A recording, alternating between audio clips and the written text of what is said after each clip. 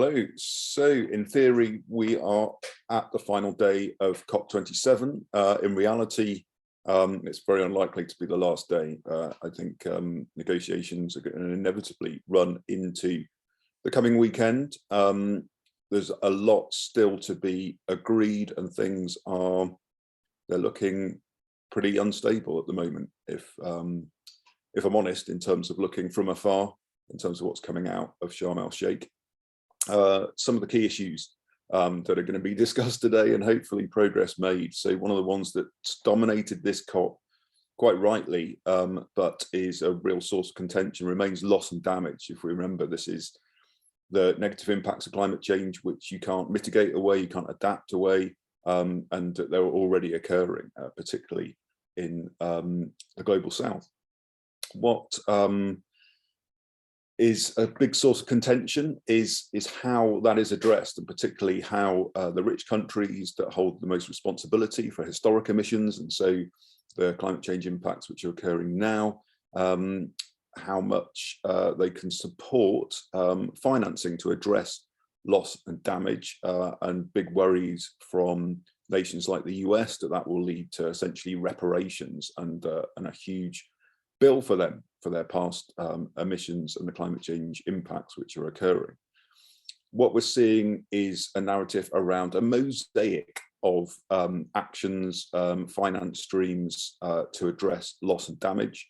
We've seen the European Union just in the last 24 hours say that they're going to support a loss and damage fund as part of that mosaic of actions. And the mosaic is things like providing an insurance facility in the event of disasters, climate-related disasters, or bilateral or multilateral funding systems, rather than a big loss and damage financial mechanism that actually a lot of the most affected countries really need. Anyway, we'll see how discussions go on the loss and damage front, and what can be crystallized in the few hours that remain. One of the key issues, I guess, for big historical emitters, and so big, I guess, payers into any kind of fund like this, is that some of the big economies like China and India should also commit to such loss and damage financing and funding, given that they are now such major emitters.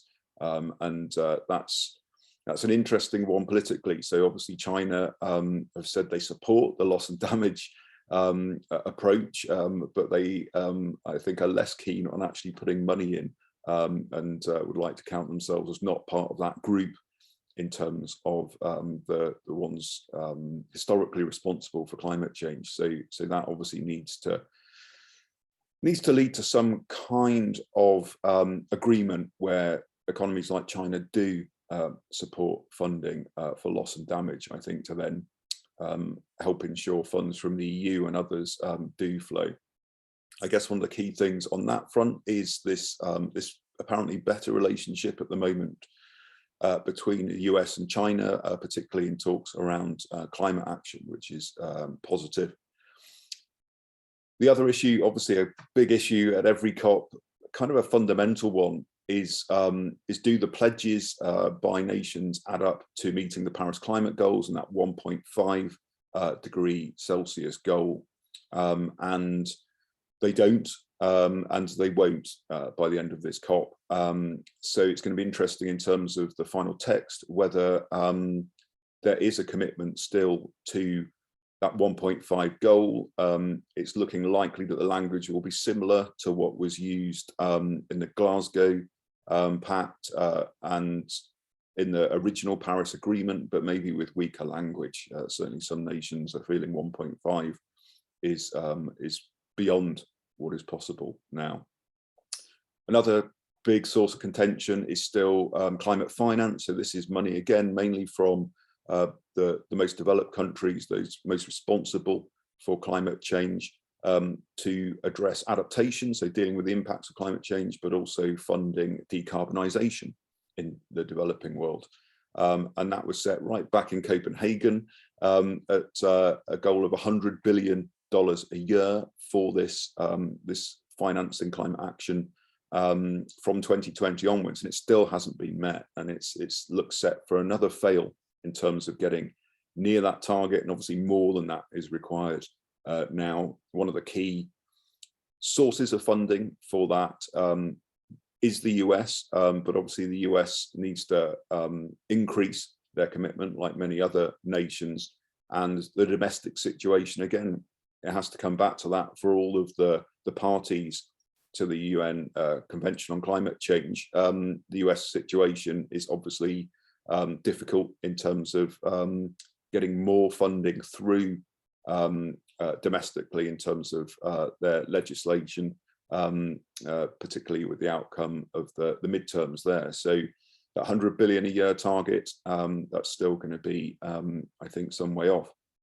Other things that are still being negotiated and will continue to be so, certainly beyond this COP, are things like carbon trading. We had a big move forward on that, and this thing called Article 6 of the Paris Rulebook at COP26 in Glasgow, agreeing some of the key facets of carbon trading between nations to meet their commitments on climate action.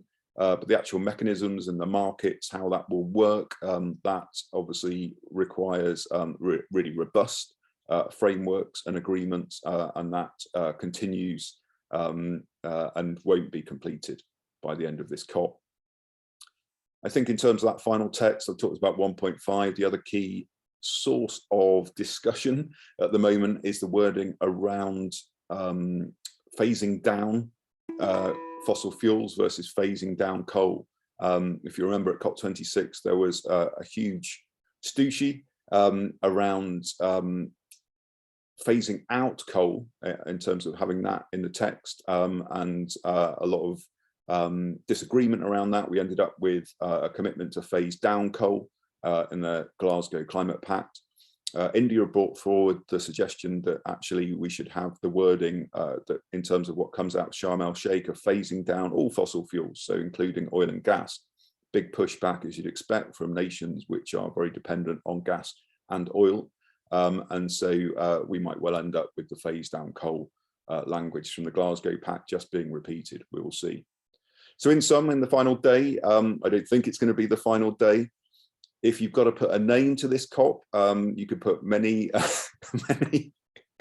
many names to it. I think one of the most polite will be, this is going to be the Mosaic COP. The Mosaic COP in terms of loss and damage, in terms of different mechanisms to try and address that huge issue. A mosaic in terms of progress and lack of progress, and a mosaic in terms of greater commitment and some backsliding. So let's see if it is more of a positive mosaic than a negative mosaic by the end of this coming weekend. But again, good luck to the negotiators, and hope they've got plenty of coffee on hand for the hours ahead. Thank you.